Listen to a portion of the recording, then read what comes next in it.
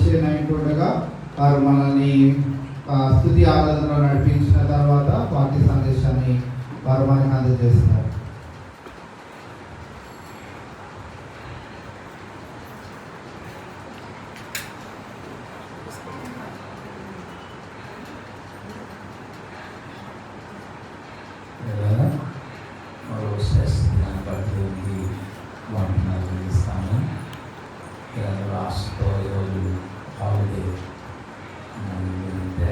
Enjoy చేయకుండా దేవుని సన్నిధానంలో రావడానికి దేవుడు చూపించిన కృపకే దేవునికి వందనాలు చెల్లిస్తాను. వేరొక పాట పాడుతూ దేవుని స్తుతిద్దాం.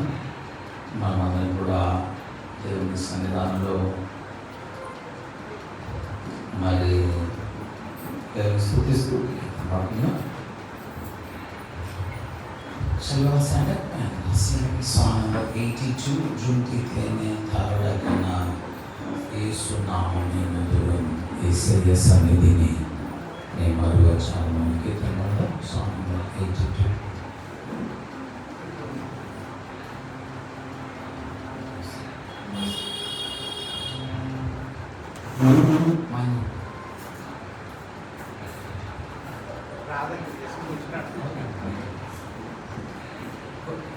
వాళ్ళు వస్తే కదా మామూలుగా మైండ్ పెట్టి గిన్నెలు పెట్టి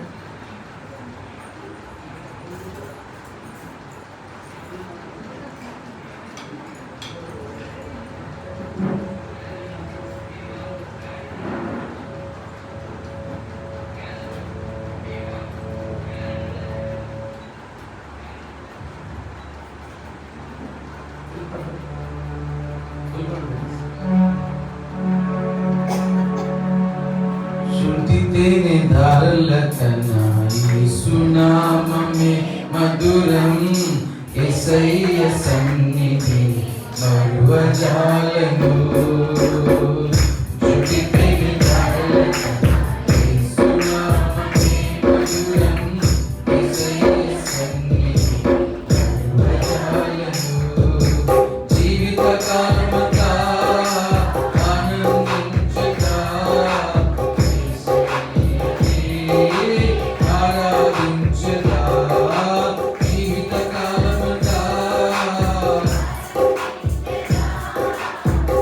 Say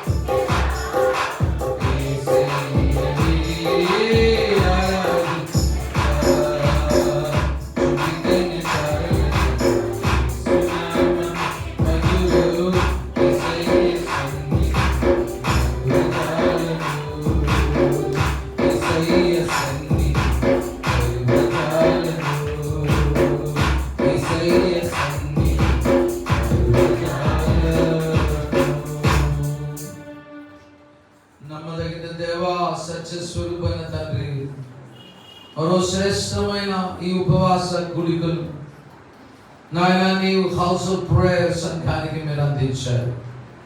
సమాజంగా ఈవేళ ఈ మంచి అనకాల శ్రమలోని సన్నిధిలో వేచి ఉంటుండగా మరో పర్యాయం నీ లేఖనాల్ని మా కొరకు తెరిచి నీ అద్భుతమైన మాటల్ని మాకు వినిపించమని ప్రార్థిస్తూ నీ ముఖ కాంతి నీ సన్నిధి కాంతి సమృద్ధిగా నీ ప్రజలకు అందించమని యేసు దివ్యమైన ఘనమైన నామమున ప్రార్థించి వేడుకుంటున్నాం మా గొప్ప తండ్రి. దయచేసి కూర్చున్నా.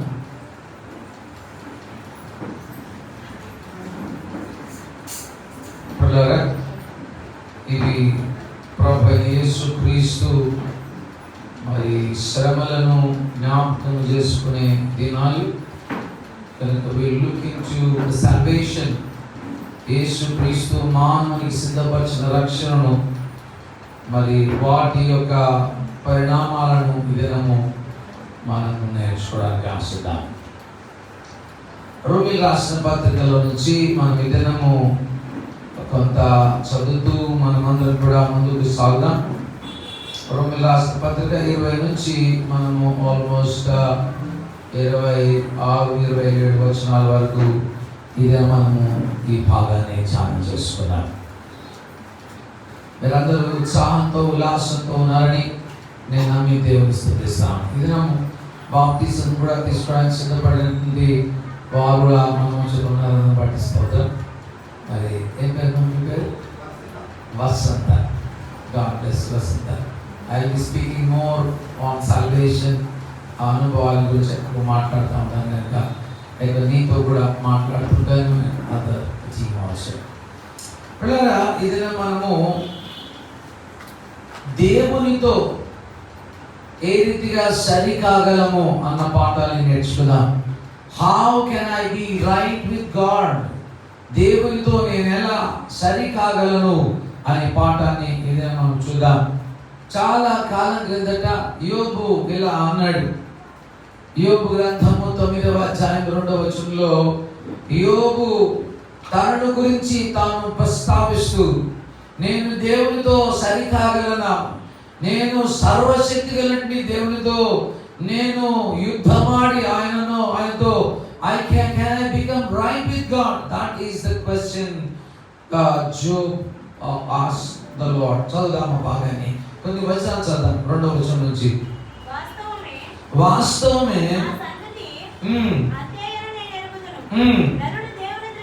నరుడు దేవుని దృష్టికి ఎట్లు నిర్దోషి అగును, వాడు ఆయనతో వ్యాజ్యమాడ గొర్రెల 1000 ప్రశ్నలు ఒక్క దానికైనను వాడు ఆయనకు తరిమియడు. ఆయన మహావివేకి, అధిక బల సంపన్నుడు. ఆయనతో పోరాడి తెగించి ఆని నొందని వాడేవాడు. వారికి తెలియకుండానే పర్వతాలను తీసేవాడు ఆయన. ఉగ్రత కలిగి వాటిని బోర్లు త్రోసేవాడు ఆయన.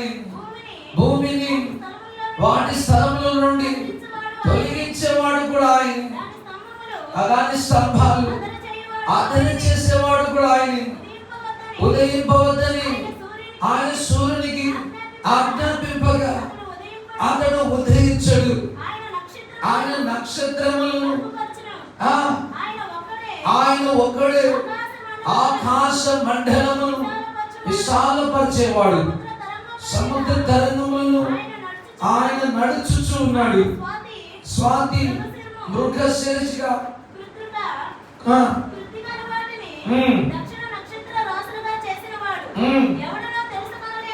ఎవడును తెలుసుకోలేని మహత్తైన కార్యములను, లెక్కలేని అద్భుత కార్యాలను ఆయన చేస్తున్నాడు. ఇదిగో ఆయన నా సమీపంగా ఉన్నాడు, కానీ నేను ఆయనను కనుగొనలేను. నా చేరువను పోచున్నాడు, కానీ ఆయన నాకు కనబడాలండి. ఇవేళ మనము యోబు అడిగిన క్వశ్చన్ ని బేస్ చేసి we will go ahead.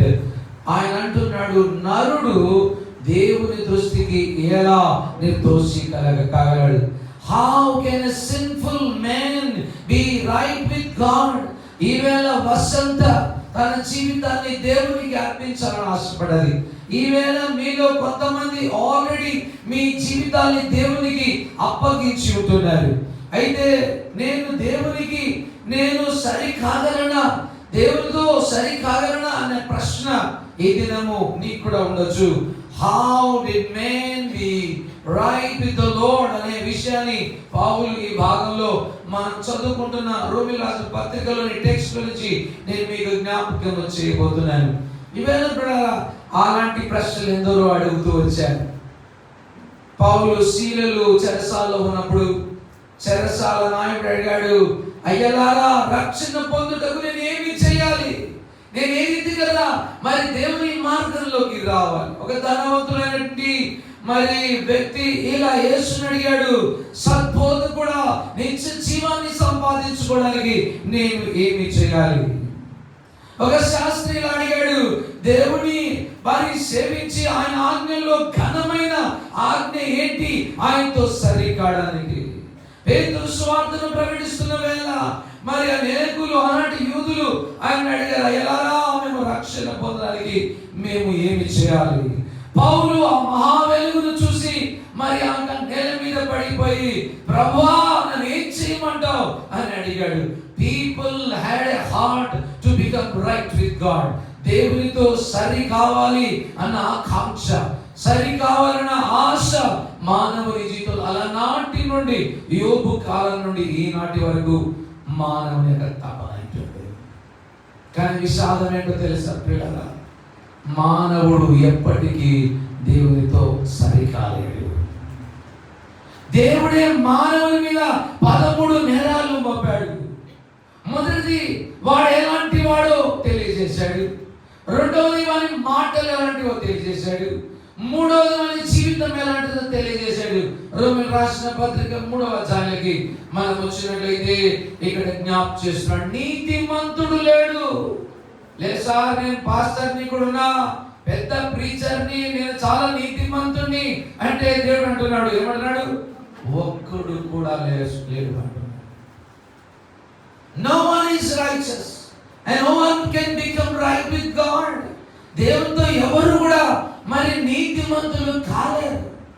అంతేకాదు, పోనీ నీతి అంటే ఏదో తెలియదు, పోనీ దాన్ని మనం అర్థం చేసుకోవాలరా, గ్రహించేవాడు కూడా లేడు. రెండవది, పోనీ దేవుణ్ణి వెతకగలడా, దేవుణ్ణి వెతికేవాడు కూడా లేడు. పోనీ త్రోవమని తెలుసా, అందరూ త్రోవ తప్పారు. మరి ఏమైనా యూస్ఫుల్ గా ఉన్న మానవుని జీవితం టోటల్ గా పనికి మాలిన వారైపోయారు. పాలు ఎలా పాడైపోతే పనికి రాకుండా పోతాయి, ఉప్పెల నిస్సారమైతే బయట రోడ్డు మీద పారేయాలను, చెట్లకు కాయలు లేకపోతే అగ్నికి ఎలా పనికి వస్తుందో అలా పనికి రాని వాళ్ళం అయిపోయాము మనమందరము కూడా. మేలేమైనా చేయగలడా, కీడు మాత్రమే చేయగలం కానీ మంచి చేయలేని జీవితం అని పౌలు అంటలేడు, దేవుడే ఈ మాటలను లేఖనాల్లో రాస్తున్నాడు. 10వ ఇందును గూర్చి వ్రాయబడినది ఏమనగా నేను చెప్పడం లేదు, పౌలు చెప్పడం లేదు, దేవుడే చెబుతున్నాడు. ఏంటంటే మానవుని యొక్క గట్లో ఉన్న హృదయంలో ఉన్న 6 నేరాలను ఇక్కడ మోపాడు. మొదటి నేరం, నీతిమంతుడు లేడు. రెండవ నేరము, గ్రహించేవాడు లేడు. మూడవ నేరం, దేవుడిని వెతికేవాడు లేడు. నాలుగవ నేరం, త్రోవ తప్పారు. ఐదవ నేరం, పనికి మాలై వారైపోయారు. మేలు చేసేస్తుంది. That is the condition of heart. మానవుని యొక్క హృదయాన్ని మనం ఈ వచనాల్లో చూడగలుగుతున్నాం. సరే, హృదయం పాడైపోయింది అంటే లోపల బాగా కులిపోయింది అనుకోండి, నోట్లో నుంచి ఏమొస్తుంది చెప్పండి? వాసన వస్తుంది. తర్వాత కింద 4 విషయాలు జ్ఞాపకం చేశారు. గొంతు కత్తెరిస్తే ఏంటంట? సమాధి. నాలుక కింద ఏముందంట? పెదవులు ఎలా ఉన్నాయంట? నోటి నిండా ఏముందంట? అయ్యో, మానవుల పరిస్థితి అది. How can a man be right with God? దేవునితో మానవుడు ఎలా సరికాగలడు ప్రియులారా? ఏ విధంగా మానవుడు దేవునితో సరికాగడానికి ఆస్కారం లేదు. అలాంటి మరి స్థితిలో పోనీ మరి నడిక ఎలా ఉంది అని ఆలోచన చేస్తే, రక్తము చిందించడానికి వాని పాదాలు పరిగెత్తున్నాయి. వాని మార్గాల్లో ఏముంది? డిస్ట్రాక్షన్ ఉంది. వాని మార్గంలో ఏముంది? కష్టాలు ఉన్నాయి వాని మార్గాల్లో. పోయి వాని మార్గంలో ఏమైనా మంచి మార్గమా? లేదు. శాంతి మార్గము లేని స్థితిలో ఉండడం మనం చూస్తున్నాం. ఇప్పుడు ఫైనల్గా మానవులందరూ కూడా భయం లేకుండా జీవిస్తారు. That's the motive of man. These are the 13 accusations on man. పౌలే తన మానవ పాపాన్ని గురించి ఎంతగా బాధపడితే పరలోకమందున్న దేవుడు మానవ పాపాన్ని చూసి ఎంత బాధపడుతున్నాడో మనం చూడగలుగుతాం. These are the conditions of man. పిల్లరా, రోడ్ మీద పోతున్న వాళ్ళని గురించి మాట్లాడటం లేదు. దేవుని పిల్లలము, దేవుని మందిరములో ఉన్నవారము అని చెప్పుకుంటున్న మానవ మీద దేవుడు నేరాలు పనిచేస్తాడు. ఈవేళ how can a man be right with God? దేవునితో ఎలా మానవుడు బాగా మానవుడు బాగా కాలేడు అన్న విషయం దేవుడే ఎరిగాడు. కనుక ఆయనే ఈ వచనాలు మనం చదువుకుంటున్నాం. నీతిని మన మీద మోపాలని దేవుడు ఆశపడ్డాడు. 25 వచనం 20 నుంచి 26 వచనాల వరకు మనం చదువుకుంటాం. 27 వచనం దాకా చదువుతాం. నేను చదువుతున్నాను చూడండి. ఆయన తన నీతిని కనపరచబడాలి. 20 వచనం, పూర్వము చేయబడిన పాపములు దేవుడు తన ఓర్మి వలన ఉపేక్షించినందున, ఒకసేపు పక్కకు పెట్టండి, ఆయన తన నీతిని మానవునికి ఏం చేయాలని ఆశపడ్డాడు? This is what the Lord's doing. దేవుడు మనలందరినీ కూడా ఆయనతో సరిచూసుకోవాలని ఆశపడ్డాడు.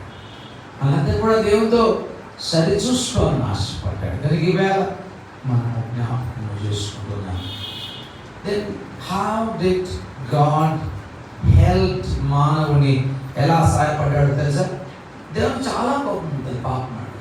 పాపం అంటేనే పడదాన్ని, పాపం అంటేనే విరుచుకోపడతాడు ఆయన. God hates him. ప్రతి యాంగిల్లో మానవుని మరి దేవుడు పాపాన్ని ద్వేషించేవాడు. రోమీయుల రాసిన పత్రిక 1వ అధ్యాయంలోకి రండి, 18వ వచనం చూద్దాం.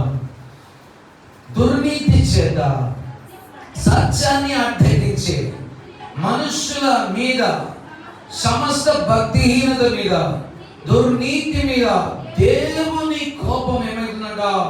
పరలోకం నుంచి రగులుకుంటూ ఉన్నది. God is very angry at man's sin. మానవుని జీవితాన్ని చూసి దేవుడు రగిలిపోతూ ఉన్నాడు. ఏదైనా సంఘంలో ఉన్నట్టు మనందరినీ చూసి, మన పాప స్థితిని చూసి దేవుడు రగిలిపోవటం లేదా? రగిలిపోతుంటాడు. కానీ మనం అనుకుంటున్నాం, ఏమనుకుంటున్నాం? దేవుడు ప్రేమ గలవాడు, దేవుడు ఎన్నిసార్లు క్షమిస్తాడు. That is the attitude we are having.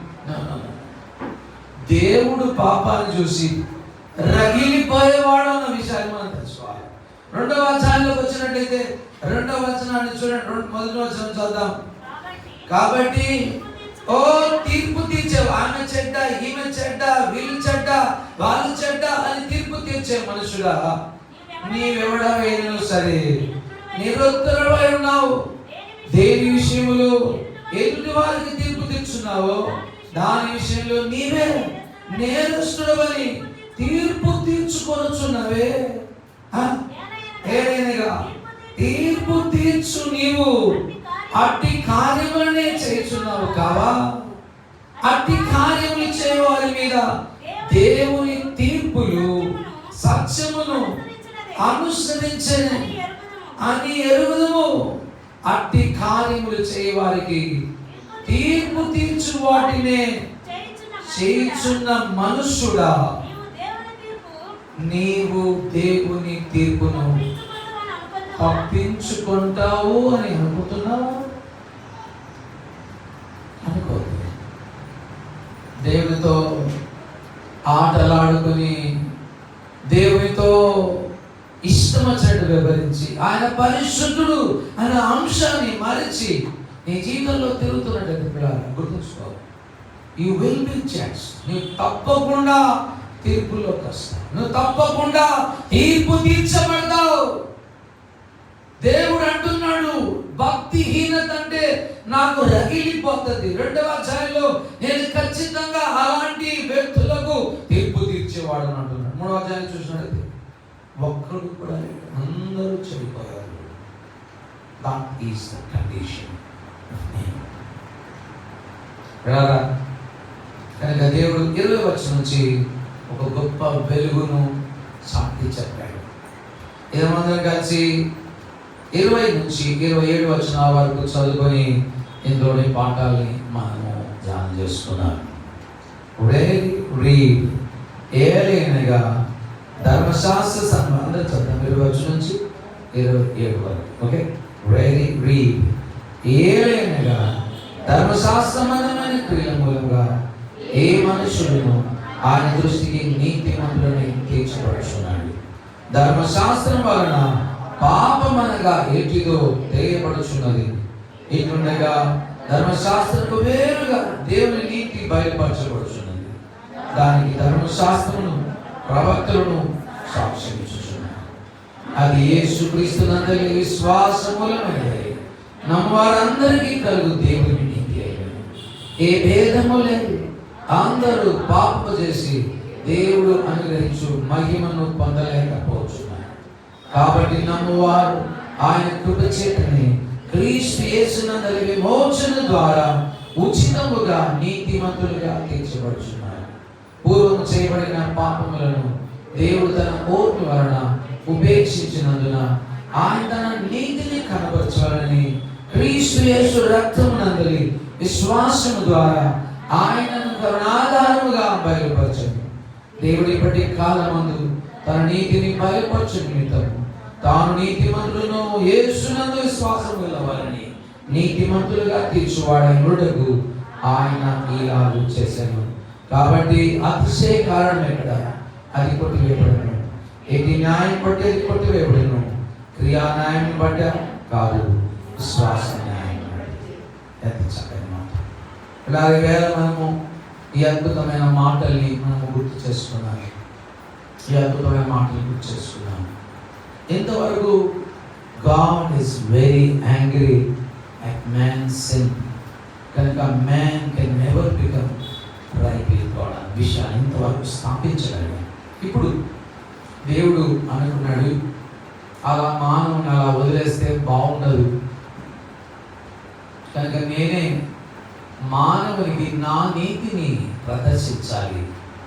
I want to declare my righteousness అని దేవుడు మన కొరకు తన నీతిని నిర్మాణం చేశాడు. సో దేవుడు మనకిచ్చిన ఈ నీతి చాలా గొప్పది. చాలాసార్లు మనం ఏమనుకుంటామంటే నా ప్రార్థన గొప్ప నీతి ప్రార్థన, నా బైబిల్ చదవడం చాలా గొప్ప క్రియలు అని అనుకుంటాను. కండి ఎందుకు పనికిరాని క్రియలు చదువులో ఏదైనా ధర్మశాస్త్ర సంబంధమైన క్రియల వలన ఏ మనుషుడు ఆ దృష్టికి సరికాలేడు, నీతిమంతుడు కాలేడు. We cannot become right with God. మన హ్యూమన్ ఎఫర్ట్ ప్రపంచంలో అంతట్లో కూడా 2 గుంపులు. ఒకటి క్రియల వలన నీతిమంతులయ్యే గుంపు, ఇంకొకటి క్రియలు లేకుండా నీతిమంతులయ్యే గుంపు. అన్ని మతాలు, ఇస్లాం కావచ్చు, హిందూయిజం కావచ్చు, క్రైస్తత్వం కావచ్చు, అన్ని మతానికి సంబంధించిన వారందరూ క్రియలు చేయాలి. ఏం చేయాలి? కొబ్బరికాయలు కొట్టాలి, అప్పుడు దేవుని దృష్టి మంచిది. నమాజ్ చేయాలి, అప్పుడు దేవుని దృష్టి మంచిది. ప్రార్థనలు చేయాలి, అప్పుడు ఉపవాసాలు ఉండాలి, అప్పుడు దేవుని దృష్టి మంచిది. అలా కాలేమా? మరి ఎలా అవుతాం సార్ నీతిమంతులన్నా? మన నీతి దేవుని దృష్టికి ఎలాంటిది? సో నువ్వు ఎంత నీతిని ప్రదర్శించాలని ఆశపడినా you can never ever become right with God. So కనుక ఇప్పుడు మనము ఏ రీతిగా దేవుడు మనల్ని నీతిమంతులుగా చేశాడు. ఈవేళ సహోదరి వసంత ఆ రీతిగా మనం అందరం కూడా ఏదైనా నీతిమంతులంగా కాగలిగామో, మరి తాను కాగలిగిందో ఈవేళ, ఒకవేళ ఇంకా రక్షణ పొందని వారు ఎవరైనా ఉంటే వారు ఏ రీతిగా నీతిమంతులు కాగలరు అన్న పాఠాన్ని ఇదని నేర్చుకున్నాం. మొట్టమొదటిగా మనము మన క్రియలు నీతిమంతులుగా మలచలేవు కనుక దేవుడే ఈ నీతిని మన కొరకు డిజైన్ చేశాడు. Author of this righteousness, becoming right with God, the author of this righteousness is God himself. దేవుడే దీనికి కర్త అయిపోయినాడు. ఆయన తన నీతిమంతుడైన యేసును ఈ లోకానికి పంపించి ఆయన నీతిని మన మీద తొలగించి ఆయన మనలందరూ కూడా నీతిమంతులుగా చేయాలని ఆశపడ్డాడు. కథ చెప్తారు. యేసుక్రీస్తు ఒకరోజు ఇలా అన్నాడు. ఒక రాజు ఉన్నాడట. ఆ రాజు కుమారుని పెళ్లి చేయాలనుకున్నాడట రాజు. అప్పుడు వారి స్నేహితులందరూ కూడా వచ్చి మరి ఇలా అన్నారు, మేము రాలేము సార్ పెళ్ళికి, మీ కొడుకు పెళ్ళికి రాలేము, మేము పొలం కొనుక్కోవాలి, మేము ఇల్లు కొనుక్కోవాలి, పెళ్లి చేసుకోవాలి, ఎట్లు కొనుక్కోవాలి, అది కొనుక్కోవాలి, ఇక్కడ పోవాలా, మేము రామన్నారు. King was very angry. చాలా కోపం తెచ్చుకున్నాడు రాజు. పోయి పని వారికి చెప్పాడంట, ఎవరు లేరు కదా, ఇంత భోజనం చేసినాం, మనం సిద్ధం చేసినాం, ఎవరినైనా తీసుకురాపండి, బిచ్చపోలైనా పర్లేదు, ఎవరైనా పర్లేదు, తీసుకురాపండి. పోయి అందరినీ అడుక్కునే వాళ్ళని, గుడ్డోళ్ళని గున్నోళ్ళు అందరూ తీసుకొచ్చారు. కిందనే చెప్పినట్టు రే రాజురా, ఆయన మహారాజు, ఆయన పిచ్చోలాగా బిచ్చపోలాగా పోతుంది. రాజు మీ అందరికి ఒక డ్రెస్ ఇచ్చాడు, అది వేసుకొని పైకి పడ్డాడు. అది వేసుకొని వెళ్ళండి పైకి, రాజు మనల్ని అంగీకరిస్తానంట. యేసుక్రీస్తు ఈ లోకానికి తన నీతిని మనకి చెప్పాడు. తండ్రి మనల్ని ఎందుకు అంగీకరిస్తున్నాడో తెలుసా? యేసు నీతిని మన మీద వస్త్రంగా ధరింపజేశాడు. వేద వచనాన్ని చదువుకోవడానికి సమయం లేదు. I will finish off in maybe around 40 minutes. ఇంకొక 40 నిమిషాల్లో నేను ముగించడానికి ప్రయత్నం చేస్తాను.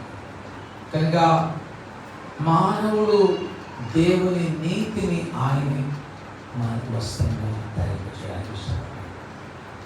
ఒక అమ్మాయి గుంతలు పడిపోతే ఆమెను అడిగారంట విలేకరులు వచ్చి, అమ్మా మీ డాడీ ఎలా నేను పైకి మరి లేపిండు, రెస్క్యూ చేసి ఉంటే ఎవరు లేరు కదా అంటే, అంకుల్ నేను ఎంత ఎత్తుగా నా చేయి ఆపగలిగాను, అంత ఎత్తుగా చాపాను.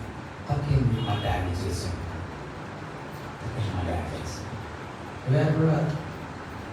నీవు విశ్వసిస్తే చాలు, యేసు యందు విశ్వాసం వస్తే చాలు, అది నీకు కూడా నీతిగా ఎంచబడాలి. 22వ చూడండి, అది యేసు క్రీస్తు నందలి విశ్వాసం ద్వారా నాకు వారందరికీ కూడా కలుగు. ఏంటి? దేవుని నీతి. ఒక బలము కలిగిన యుద్ధ వీరుడైన పరిశుద్ధుడైన ఘనుడైన దేవునితో మానవుడు ఎప్పటికీ సరికాలేని స్థితిగతుల్లో దేవుడు అలా మానవుడు వదిలేకుండా మానవుడిని ఏం చేశాడో మనం చూస్తున్నాం. ఆయనే తన మహాకనికరాన్ని మానవ పట్ల చూపించాడు. చూడండి 20వ క్రీస్తు యేసు రక్తమునందరి విశ్వాసం ద్వారా ఆయన కరుణాధారము బయలుపరిచి. So number 1, how are we becoming right with God? దేవునితో ఎలా మనము సరికాగలిగాం? నంబర్ 1, ఆయన ప్రేమ మన పట్ల చూపించాడు. అందుకని దేవుడు లోకమును ఎంతో ప్రేమించాడు అన్న మాట ఎంత నమ్మదగిన మాట. చూడుడి తండ్రి ఎట్టి 'see the love of the Father మొదటి రాసిన పత్రిక 3వ అధ్యాయం 3 వచనాలు మనం చూడగలుగుతాం. See the Father's love. ఎందుకు వచ్చినవరా, పైసలన్నీ పాడు చేసినావు కదా అని చెంప మీద చెల్లు కొట్టి పంపించాల్సిన వ్యక్తి మెడల మీద పడి కౌగిలించుకున్నాడు. నా గడపగాడి లోపలికి రావద్దురా అని చెప్పాల్సిన వ్యక్తిని ప్రేమతో రా, నా కుమారుడు తప్పిపోయి తిరిగి దొరికాడు అని ప్రేమను మాట్లాడించాడు. నీతి లేని మానవుడు. మన హృదయం మోసభరితమైన ఇలాంటి హృదయం, మన గొంతుగా సర్ప విషముతో నిండినటువంటి వేళ, మన మార్గంలో నష్టము కష్టము ఉన్నటువంటి వేళ ఆయనే.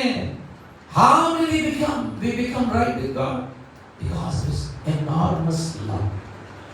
ఆయన ఆ కనికరాన్ని మానవులందరి పట్ల చూపించారు. ఆ దేవుని అందరం కూడా ఇలా దేవుని దృష్టికి నీతిమంతులు కాగలరు.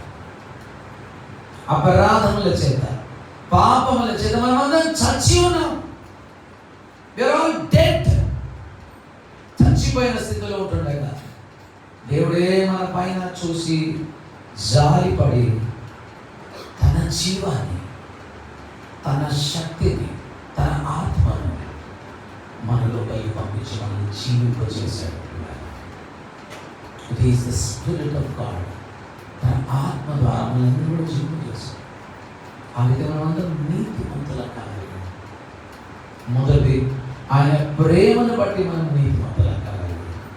రెండవది ఆయన ఆత్మ మన ఆత్మలో నాటబడటం ద్వారా మనము నీతిమంతులు కాగలి.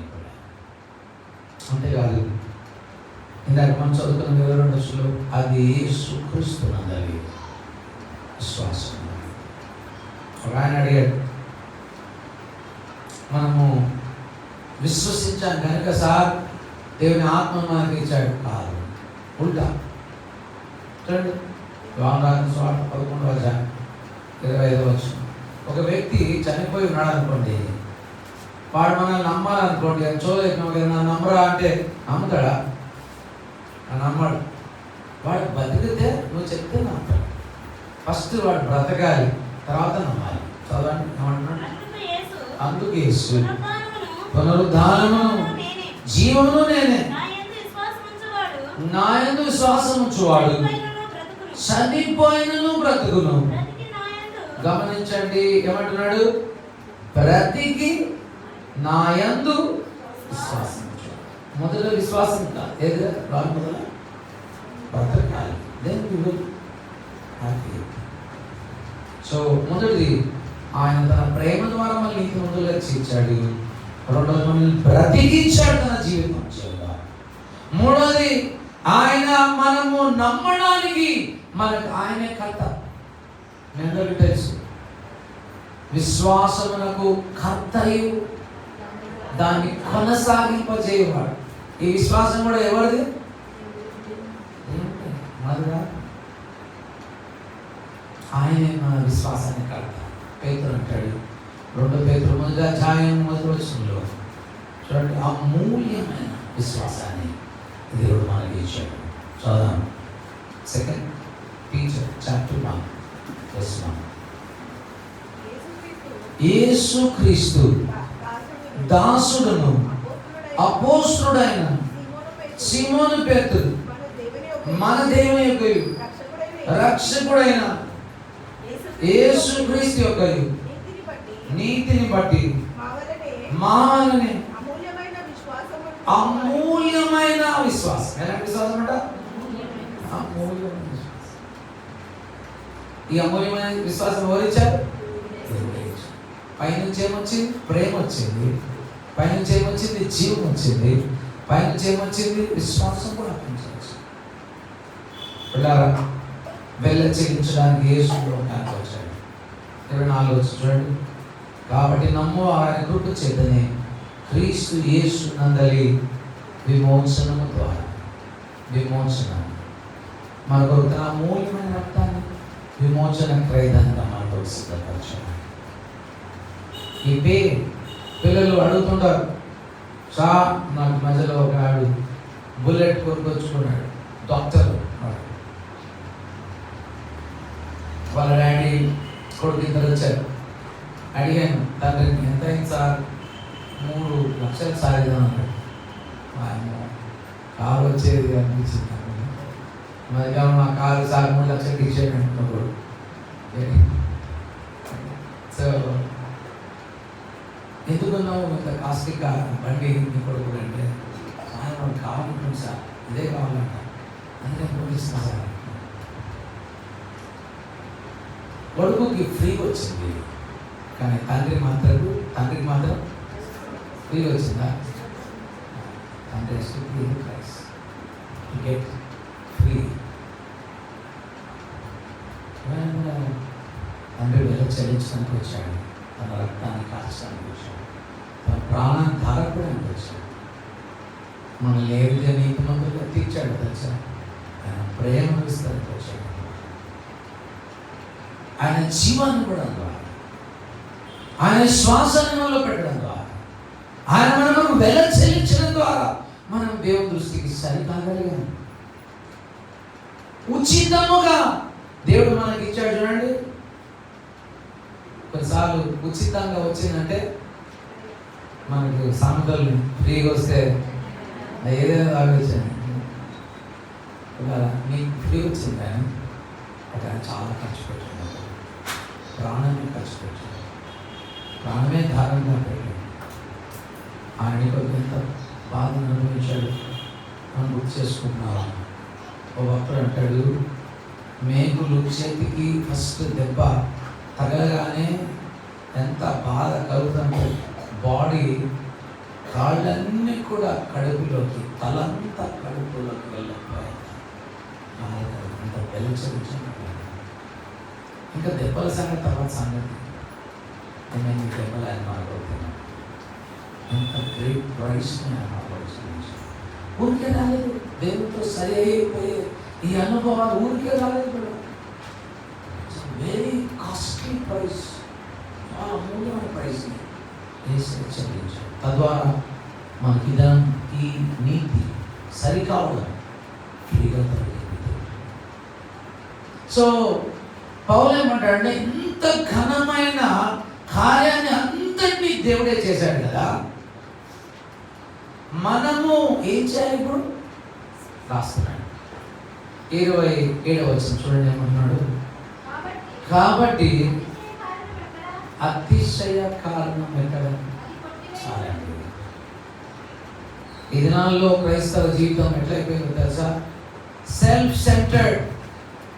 నేను చాలా గ్రేట్ పాస్టర్ని, నా అంతటి గొప్ప పాస్టరే లేడు, నేను ప్రార్థన చేస్తే కింద పడిపోవాల్సిందే, నేను ప్రార్థన చేస్తే బాగైపోవాల్సిందే, నేను అది ఇది డామ్ డోమ్ అనేటోళ్ళు ఉన్నారు. కానీ ఇక్కడ అంటున్నాడు, నీతిమంతుడు నేనున్నాను సార్, డామ్ డోమ్ అనే పాస్టర్ని అంటే ఏమంటాడు? ఒక్కడు కూడా లేదు. 25 మార్కులు 35 మార్కులకు పాస్ అయిపోయింది. నీకు 34 మార్కులు వచ్చినాయి, ఇంకొకటి 2 మార్కులు వచ్చినాయి. ఇప్పుడు 34 మార్కులు వచ్చినాడు, 2 మార్కులు వచ్చిన డౌన్ డౌన్ అనొచ్చా? అని లేదు, ఎందుకంటే వాడు ఫెయిల్ క్యాండిడేట్, వీడు కూడా ఫెయిల్ క్యాండిడేట్, అందరూ ఫెయిల్ క్యాండిడేట్స్. పైన నేను ఫెయిల్ క్యాండిడేట్, కింద కూర్చున్న మీరు కూడా ఫెయిల్ క్యాండిడేట్, అందరూ ఫెయిల్ క్యాండిడేట్స్. కనుక అతిశయం ఎక్కడ? దేవునితో రైట్ కావడానికి అవకాశాన్ని ఇచ్చింది ఆయన, అవకాశాన్ని కలిగించింది ఆయన.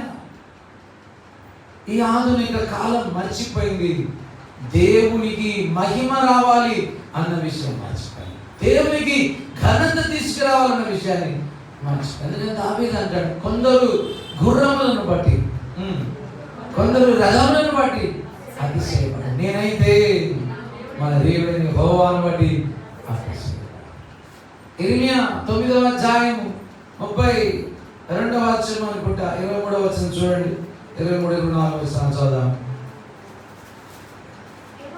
యెహోవా ఇలాగు సెలవిస్తూ ఉన్నాడు, జ్ఞాని తన జ్ఞానమును బట్టి, శూరుడు తన శౌర్యాన్ని బట్టి అతిశయించొద్దు. అతిశయించేవాడు ఐశ్వర్యవంతుడు. తన ఐశ్వర్యాన్ని బట్టి అతిశయించకూడదు. అతిశయించేవాడు దేనిని బట్టి అతిశయించాలి అంటే భూమి మీద కృప చూపుచు నీతిని న్యాయాన్ని జరిగించుచున్న యెహోవాను నేనే అని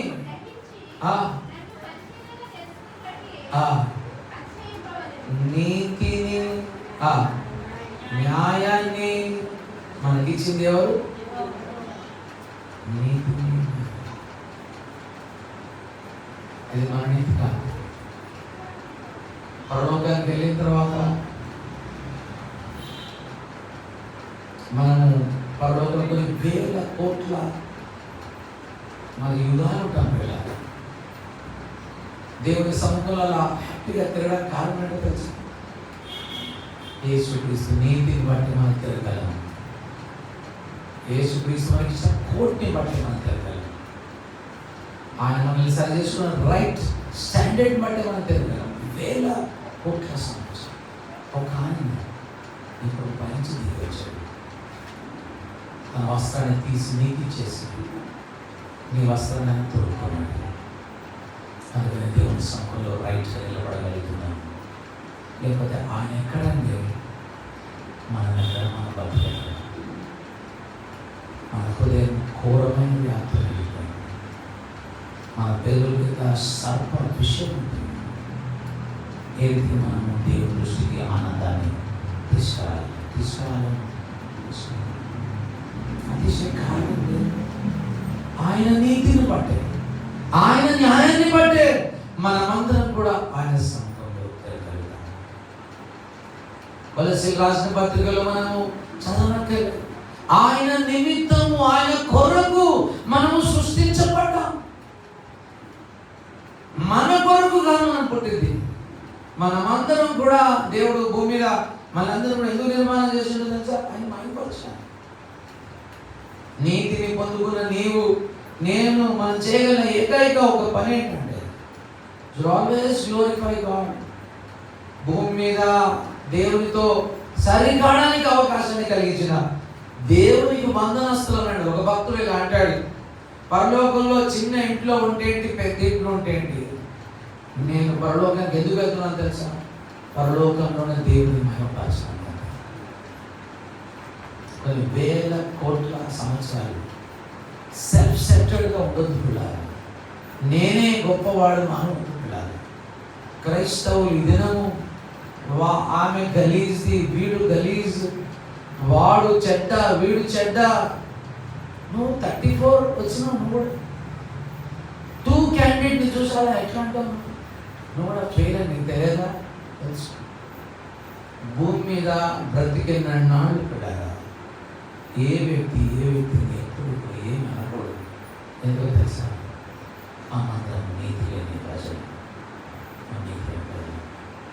వాళ్ళను వీళ్ళని తీర్పు తెచ్చు. అలా తీర్పు తీర్చినట్లయితే మనల్ని తీర్పు తెచ్చుకుంటాం. ఈవేళ అతిశయం లేదు. Only he should be glorified.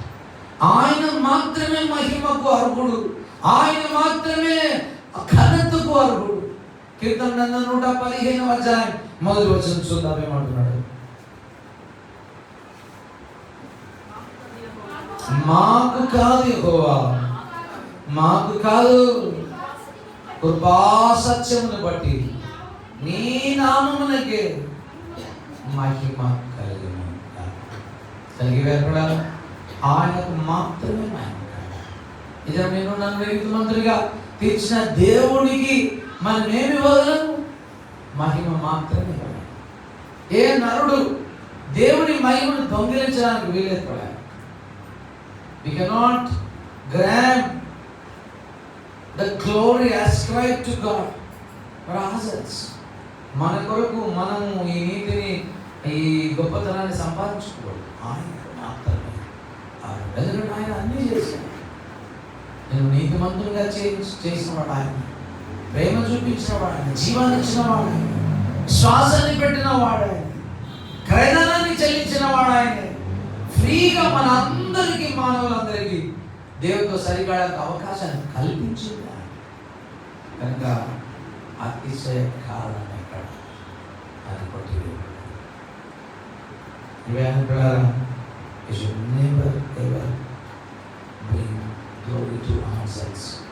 ఇష్టపడ్డాడు. ఎవరైనా నన్ను వెంబడించాలని ఆశపడ్డలేదు. ఏం చేయాలి? తాను జీరో చేసుకొని ఆ శిలువను ఎత్తుకొని నన్ను వెంబడించాలి. ఒక రహస్యం చెప్తా. It's very important tag. So remember, Yesu Kristu భూమి మీదకి ఎందుకు వచ్చిందో తెలుసా? తెలుసుకోవాలి. మన పాపాల కొరకు చనిపోయింది సార్ అంటారా? కానీ మొట్టమొదటిగా ఆయన భూమి మీదకి ఎందుకు వచ్చి శిలువ మరణం పొందిందో తెలుసా? తన తండ్రిని మహిమపరచడానికి. యోహాను రాసిన సువార్త 17:1 చూడండి.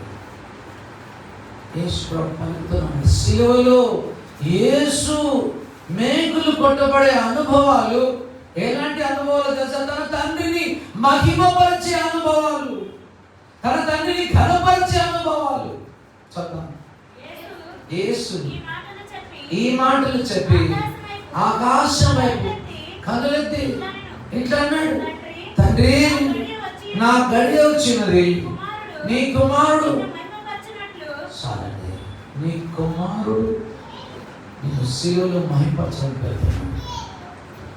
యేసుక్రీస్తు శిలువలో మానవుల పాపాల కొరకు మరణించింది సార్, కరెక్టే కావచ్చు. కానీ ఫస్ట్ థింగ్ ఏంటో తెలుసా?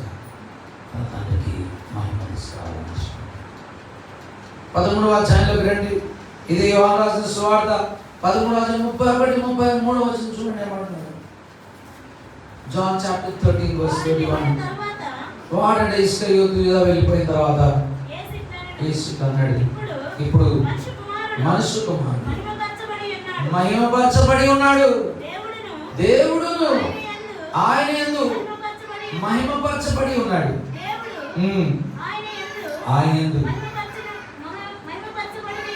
మహిమపరచబడిన ఎడల దేవుడు తన యందు ఆయనను. సిలువలో యేసు ఏం చేశాడు చెప్పండి? ఇప్పుడు ఆయన ఆలోచన చేస్తున్నాడు.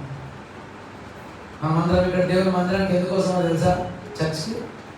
మాకండి మాకు ఉద్యోగాలు లేవు సార్, మాకు దేవుడు ఉద్యోగం ఇస్తాడు. అందుకే వచ్చింది. ఎందుకు రావాలి? దేవుని మహిమపరచాలి. సార్ మా కడుపులో బాగాలేదు సార్, కడుపులో పోవాలి సార్, అందుకని గుడికి వచ్చినాం. దేవుని మహిమపరచడానికి రావాలి.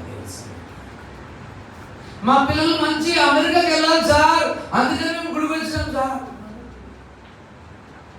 దేవుని మహిమపరచడానికి that's the foremost important thing that ever man can do. ఇవేళ అన్నిటికీ ఆధారం ఆయన. మన దేవునితో సరిపడక ఆయన అన్ని రకాలుగా అన్ని విధాలుగా రక్షణ ఇచ్చింది ఆయన. మనం చేయగలిగింది ఒకటే, ఆయన్ను మహిమపరచడం తప్ప ఇంకొక పని లేదు. చాలా మంది దేవుని దగ్గరకు వచ్చి ఏమేమో చేసి దేవుని ఆశీర్వాదాలు పొందుకోలేరు. బాగా తెలుసుకోవాలి. ఏ వ్యక్తి దేవుని మహిమను దేవుని ఆశీర్వాదాలు పొందుకుంటాడో తెలుసా? మీకు బాగా తెలుసు, కానీ మీరు పాటించరు. నన్ను ఘనపరచువారిని చెప్పండి. యేసు శిలువలో తండ్రిని కనపరిస్తే పరలోకమందున్న తండ్రి ఎవరిని కనపరిచాడు? Get into your mind. Get into your mind these important principles. పౌలు అంటాడు ఫిలిప్పీయులకు రాసిన పత్రిక 2వ అధ్యాయంలో 5వ వచనంలో యేసు యొక్క మైండ్ ని అర్థం చేసుకోండి అంటున్నాడు. చదువు. ఫిలిప్పీయులు 2వ అధ్యాయం 5వ వచనం. క్రీస్తు యేసునకు కలిగిన ఈ మనసు మీరును కలిగి ఉండండి. ఆయన దేవుని స్వరూపము కలిగిన వాడై ఉండి దేవునితో సమానముగా ఉండుట విడిచిపెట్టకూడని భాగ్యం అని ఎంచుకోలేదు కానీ మనుషుల పోలికగా పుట్టి దాసుని స్వరూపమును ధరించుకొని తన తానే రిక్తునిగా చేసుకొనెను. మరియు ఆయన ఆయన ఆకారమందు మనుషులుగా కనబడి మరణము పొందినంతగా అనగా విధేయత చూపిన వాడై ఆయన తగ్గించుకున్నాడు. అందుచేతను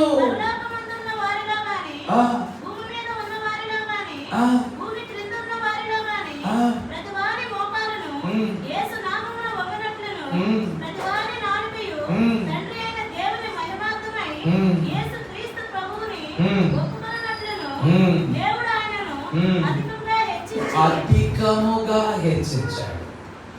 యేసు శిలువలో ఏం చేసాడు సార్? రక్తం కార్చిండు, బాధపడ్డాడు కాదు, తండ్రిని ఏం చేసాడు? చర్చ్కి మనం ఎందుకు వస్తాం? దేవుని మహిమపరచాలి. మన అక్కర్లు అడగడానికి కాదు, మన అక్కర్లు ఆటోమేటిక్గా దేవుడు తీరుస్తాడు. చెప్తా, చాలా కాలం క్రిందట ఒక పిచ్చుక చెప్పిన నాకు గుర్తులేదని ఒక పిచ్చుక ఎడారిలో మరి ఉందంట. రెక్కలు కూడా లేవంట, అన్నం కూడా లేదు, నీళ్ళు కూడా లేదు, చాలా బాధపడతా ఉంది. రోజు ఓ పావురం వెళ్తా ఉందంట. ఓ పావురమ్మా ఇటు రావే, నాకు రెక్కలు లేవు, ఎగరలేదు, ఇక్కడే ఉంటా, ఒక మెతుకు కూడా లేదు, ఏడాది ఎండిపోయిన భూమి అంతా పగిలిపోయింది, ఓ చుక్క నీళ్ళు లేదు, నువ్వు ఆ ఎగడెళ్తున్నాడు పరలోకం వెళ్తున్నాడు. కథ ఇది నిజంగా పరలోకం పావురం లేదు. అయితే దేవుని కలవాలంటే దుఃఖందంట. దేవుడిని కలవడం సరే తరాసం కానీ సంగతి చెప్పంటే నువ్వు పిచ్చుకుంది సహా కింద చాలా బాధపడేది. నేను ఇక్కడికి వస్తున్నాను చెప్తే దేవునికి చెప్పమని చెప్పింది. అంటే ఆ దూత చెప్పిందంట 10 సంవత్సరాల దాకా బతకాలి. 10 సంవత్సరాల దాకా బతకాలి. చాలా దుఃఖపడి పావురం, ఇదేంటి దూత 10 సంవత్సరాల దాకా బతకాలి అంటే సరే మన ఉపాయం ఉంటే చెప్పరాదు అంటే దూత చెప్పిన ఒక మాట, ఎగరలేకపోతుందనుకో ఇలా చెప్పాలి, నేను ఎగరలేకపోతున్నా దేవా నీకు స్తోత్రం అని చెప్పాలి. కడుపులో ఆకలి అవుతుందనుకో, ప్రభా కడుపులో ఆకలి అవుతుంది దేవా నీకు స్తోత్రం అని చెప్పాలి. దప్పిక అవుతుందనుకో, దప్పిక అవుతుంది దేవా నీకు స్తోత్రం అని చెప్పాలి. ఇంతే చెప్పాలి. పావురం వచ్చి పిచ్చుకు చెప్పింది, పిచ్చుక నీకు ఒక 10 సంవత్సరాలకి ఇలా అంటారు, పిచ్చుక నీకు ఇంతే అంట.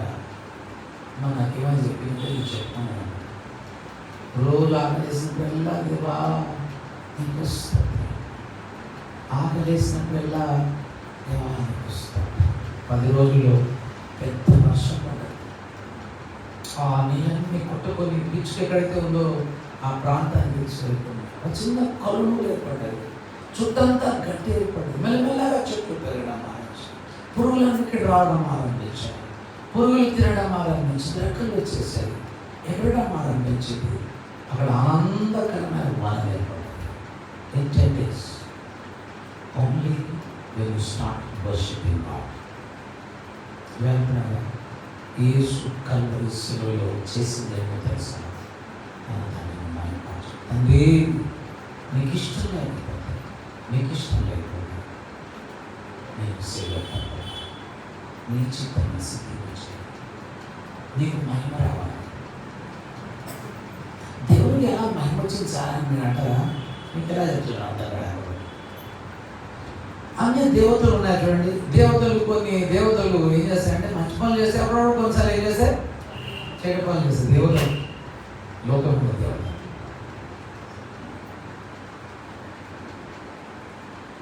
అవి మంచి చేస్తే చెడ్డ చేస్తాయి. మన దేవుడు కదా. ఇప్పుడు వాళ్ళు ఏమంటారు తెలుసా, వాళ్ళు మనల్ని అక్యూజ్ చేసే విధానం ఏంటి తెలుసా, మీ దేవుడు పరిశుద్ధుడు అంటారు కదా సార్, మీ దేవుడు పాపాన్ని సహించడంటారు కదా సార్, పాపం అంటే చూడడు అంటాడు కదా సార్, మీరు ఆయన వైపు చూడంటారు కదా, ఎట్లా మిమ్మల్ని క్షమిస్తాడు సార్ దేవుడు? ఎట్లా క్షమిస్తాడు? How will God forgive you? That is the accusation. And God, దేవుని నిందిస్తారు, దేవుని నింద కలుగుతుంది. People will accuse God, our God. కనుక దేవుడు ఏం చేశాడంటే, తనను ఎవ్వరూ నిందించొద్దని, అందరూ ఆయన్ని మహింపరచాలని పాట. మన మీదకి రావాల్సిన శిక్ష అంతటిని కూడా యేసు మీద మోపి ఆయన్ని శిక్షించడం ద్వారా ఒకవైపున ఆయన పరిశుద్ధులుగా మిగిలిపోయాడు, రెండో వైపున ఆయన మనల్ని ప్రేమించడానికి ఆయనకు అవకాశం ఉంది. ఇక ఎవ్వరూ కూడా తనని నిందించలేదు. నీతి ప్రేమ రెండు కలుసుకోగలిగాయి యేసు శిలువలో. తద్వారా ఎవరికి మహిమ కలిగింది? తండ్రికి మహిమ కలిగింది. ఇప్పుడు ఎవరు ఆయన నిందించలేదు. పాపాన్ని చూడలేని వాడు అంటారు కదా సార్, చూడలేము, తీసి మా కొడుకుని తెచ్చుకున్నాను, ఆయన శిక్షించాడు. Penalty of sin has been paid on the cross. కానీ ఇప్పుడు ఎవరు నిందించలేదు. యేసు మరణం అనేది ఒక మిస్టీరియస్ గూఢమైన విషయాలు కూడా మనం అంచుల్లో పైన పైన పొరలు చూస్తున్నాం. లోతు వెళ్తే ఎంత లోతైన అనుభవాలు చూడగలం. ఊహించాలి. తండ్రి మహిమపరచబడాలి, తండ్రి ఘనత చెందడానికి యేసు శిలువలో మరణించడం చాలా గొప్ప విషయం. ఈవేళ ఆయన చూసి చూడనట్టుగా లేడు పాపాన్ని. పాత నిబంధన కాలంలో అలా ఉన్నాడు. ఇప్పుడైతే చూడండి ఏమంటాడు 25వ వచనంలో, పూర్వము చేయబడిన పాపములను దేవుడు ఓర్మి వలన, పూర్వం చేసిన పాపాలన్నిటినీ కూడా దేవుడు ఏం చేయాలి? ఇప్పుడు క్షమించాలి అంటే యేసు రావాలి, రక్తం చిందించాలి. కనుక అప్పటి వరకు ఆయన ఏం చేయాల్సి వచ్చింది? ఓర్మి వలన ఉన్నది. అనేక వచనాలు మళ్ళీ నేను చాలా దాన్ని ఇష్టపడాలి. ఒక మాట చెప్తున్నాడు, మీకు తెలుసు, దేవుడు ఆనాది కాలంలో పాపాన్ని చూసి చూడనట్లుగా వదిలేశాడు. ఇప్పుడైతే యేసు శిలువలో మరణించిన తర్వాత అందరూ అంతటా మారు మనసు పొందాలి. ఓర్మి వలన ఆయన కళ్ళు మూసుకున్నాడు. పాపను బరుల వలన రైట్ కాలేమన్న విషయం ఆయన తెలుసు. బరులన్నీ కూడా యేసును చూపిస్తాం, పరిపూర్ణమైన భయాలను చూపించాలి. కనుకనే యేసులో కనుక రావాల్సి వచ్చింది. ఆయన మరణించడం ద్వారా we all became right. ఒక భక్తుడు అంటాడు, how can a right ruler ignore justice? న్యాయాన్ని అలా ఎలా చూసి చూడకుండా ఉంటాడు? మనల్ని శిక్షించాలి కదా, ఇప్పుడు శిక్షించాల్సిన అవసరం, ఇప్పుడు క్షమించగలరా? మన దోషంలోన్నింటినీ ఆయన వేశాడు, మన పాపలన్నింటినీ తుడిచివేశాడు. ఎంత గొప్ప భాగ్యం! ఇదే దేవుడు ఎంత గొప్ప శక్తి మనకు కలిగేశాడు. మాట చెప్పి ముగించేస్తాను. యేసు తన నీతి వస్త్రాన్ని మనల్ని ధరింపజేశాడు కనుక యేసు లాగా పరిపూర్ణంగా పర్ఫెక్ట్గా లాని పాటించిన శక్తి కూడా మనకి ఇచ్చాడు. Now he not only has given us righteousness, but he has given us the ability to do the works of the law. ధర్మశాస్త్రం చెయ్యగలిగిన సామర్థ్యాన్ని కూడా ఈ నీతి మనకు అందించాడు. కానీ మనంత ధైర్యం కూడా దేవుడితో సరికావడమే కాదు, ధర్మశాస్త్రాన్ని లోబడి జీవించే శక్తిని కూడా ఇవాళ మనందరికీ ఇచ్చాడు. వసంత తన జీవితంలో అనుకోవచ్చు, నేను ధర్మశాస్త్రాన్ని పాటించలేను. లేకపోతే బాప్తిసం తీసుకున్నటువంటి ప్రతి వ్యక్తి నేను ధర్మశాస్త్రాన్ని పాటించలేను అని దాన్ని నీకు వేసి ఇక నుంచి నీవు ఆయన దృష్టికి నీతిమంతుడే కాదు, ధర్మశాస్త్రాన్ని పాటించగలిగిన సామర్థ్యం కలిగినవాడని కనుక మనం పరిపూర్ణం కావాలి. మాట చదివించుకున్నాం. తెలుగు రాష్ట్ర పత్రిక, తులసి రాష్ట్ర పత్రిక 2:10 చదువుకున్నాం. అయ్యో మరియు ఆయన యందు మీరును సంపూర్ణులై ఉన్నాడు. చాలా లోకంలో 2 గుంపులు. ఒకటి, ఒక్క తప్పు చేసినా వాడిని ఏమన్నారా? పాపి అన్నారు. ఒక్క తప్పు లేని వాడిని ఏమన్నారు? పరిపూర్ణ. అంతే, 2. ఒక్క తప్పు చేసినా పాపి, ఒక్క తప్పు కూడా చేయకుండా ఉన్నవాడిని పరిపూర్ణుడు. దేవుడు అంటున్నాడు, ఇప్పటి నుంచి మీరట చదవండి 10వ మరియు ఆయన యందు మీరును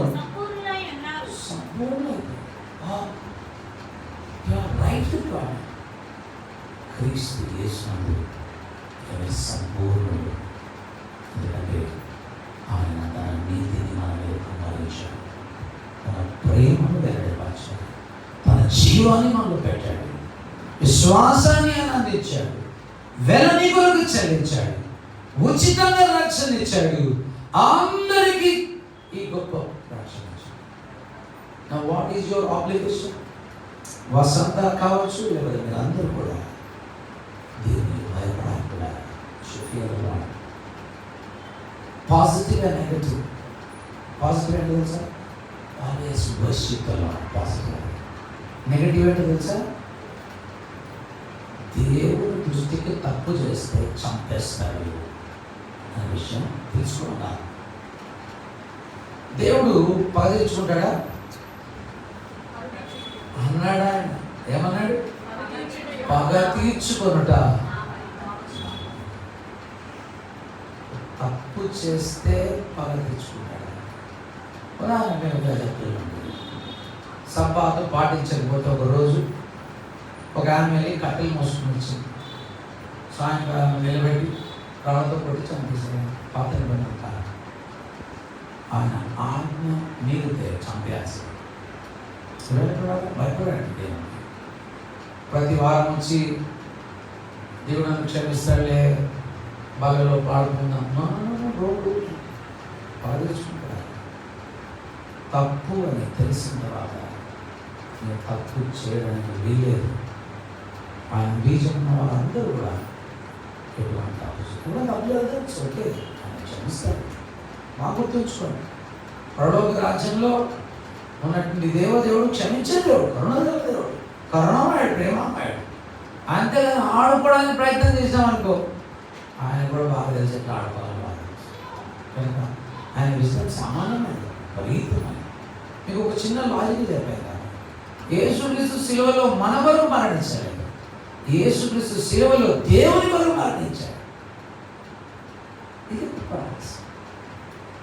కనుకనే ఆయన మనల్ని క్షమించగలిగాడు.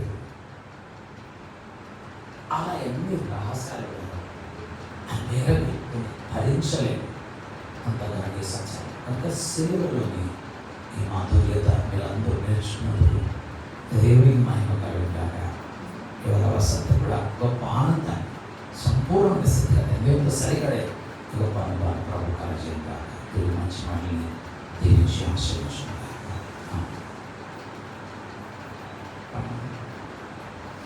కల్వచ్చుదాం, ప్రార్థన చేసుకుంటాం.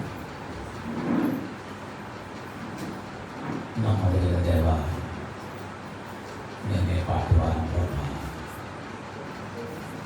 మేము బలహీనం ప్రభా. మరోసారి నీ వాక్యం ద్వారా మాలో మాట్లాడుతున్నాను. నీ ఒక కాంతి, నీ సన్నిధి కాంతి ప్రజలందరికీ కుమారించు. నీ సన్నిధిని, నీ స్పెషల్ గ్రేస్ని అందరికీ అనుగ్రహించండి.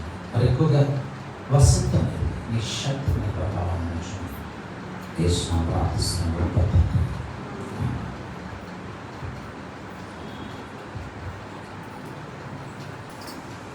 ఈ ప్రత్యేకమైన దినాన, ఈ హాలిడే దినాన మనమందరము దేవుని సన్నిధిలో సమయాన్ని కేటాయించడం మనందరికీ ఆశీర్వాదదాయకము. అదేవిధంగా ఎంతో చక్కనైనటువంటి విలువైనటువంటి దేవుని మాటలను మనందరికీ అర్థమయ్యే రీతిలో అందజేసిన రెవరెండ్ డాక్టర్ ప్యారీ అబ్రహాం గారికి మా కుటుంబం తరఫున, సంఘం తరఫున ప్రత్యేకమైన నిండు హృదయపు వందనాలు తెలియజేసుకుంటా ఉన్నా. మరి ఈ సమయంలో మన చర్చ్లో మరి ఉపవాస ప్రార్థన దినాన మరి ఇంకా ఎవరైనా రక్షింపబడితే బాగుండు అని ఆలోచన చేస్తూ ఉన్నాము. మరి పాస్టర్ గారు మేము ప్రయత్నము ప్రార్థన చేస్తూ ఉండగా మరి మీరందరూ కూడా ప్రార్థన చేస్తూ ఉన్నారు. ఎందుకంటే నేను ఒక మాట తెలియజేశాను కదా, బాప్టిజం సర్టిఫికేట్స్ ఎన్ని ప్రింట్ చేయించాము మీతో కాదని చెప్పింది. ఎన్ని ప్రింట్ చేయించాను? బాప్టిజం సర్టిఫికేట్స్ ఆల్రెడీ అయిపోయినాయి మన దగ్గర, పాతవి. కొత్తవి మళ్ళీ ప్రింట్ చేయించాను. ఎన్ని ప్రింట్ చేయించాను అని చెప్పాను? 100 ప్రింట్ చేయించాను. 100 ఎప్పటికెళ్ళి అవ్వాలని చెప్పాను? ఈ సంవత్సరంలోపు అయిపోవాలి అని చెప్పున్నాం. ఏదేమైనా మనము చేయగలిగే సామర్థ్యత దేవుడు మనకి ఇచ్చాడు కనుక ఇవాళ మరి వసంత గారు, చాలా మంది వసంత గారు ఆల్రెడీ బాప్తిజం తీసుకున్నారు కదా, మళ్ళీ తీసుకుంటున్నారా చాలా మంది ఆలోచన చేశారట. మన చర్చిలో 2 వసంత గారు ఉన్నారు. మరి ఒక వసంత గారికి ఆల్రెడీ రాజు గారితో పాటు వర్ధన్, వీరందరికీ ముగ్గురికి ఒక సంవత్సరం మనం ఇవ్వడం జరిగింది. ఇది మరి యొక్క వసంత సిస్టర్ గారు మన మధ్యలో ఉన్నారు. వారు ఇవాళ బాప్తిజం పొందుకునే ఉన్నారు. కావున మనం అందరము కిందకి వెళ్దాం. బాప్తిజము ట్యాంక్ కూడా సిద్ధంగా ఉన్నది కనుక వారికి బాప్తిజం ఇచ్చిన తర్వాత తదుపరి ప్రార్థన సమయాన్ని మన మధ్యలో ఉన్న పాస్టర్ గారు మనల్ని నడిపిస్తారు. మీ ప్రేయర్ రిక్వెస్ట్ ప్రతి ఒక్కరు, మీరు ఒకవేళ రాయలేకపోయినట్లయితే మీ ప్రేయర్ రిక్వెస్ట్ ఏమైనా బిడ్డలకన్నా చెప్పండి. బయట మిల్కా రాణి కూడా ఉన్నది, మరి ఆ బిడ్డను కూడా మీరు వాడుకోవచ్చు. మీ ప్రేయర్ రిక్వెస్ట్ మరి మిల్కా రాణి కూడా మీకు రాసి సహాయం చేస్తుంది కనుక మీ ప్రేయర్ రిక్వెస్ట్ రాసి సిద్ధంగా ఉంచండి. బాప్తిజం అయిన తర్వాత మనము తిరిగి మళ్ళీ పైకి వస్తాం. దేవుని మందిరంలో ప్రార్థన సమయంలో గడుపుతాం కనుక మీరు అందరు గమనించుకొని దయచేసి సంఘం అంతయు కిందకి బాప్తిజం తొట్టి దగ్గరికి నడవలసిందిగా మీకు మనవి చేసుకుంటా ఉన్నాం. Thank you.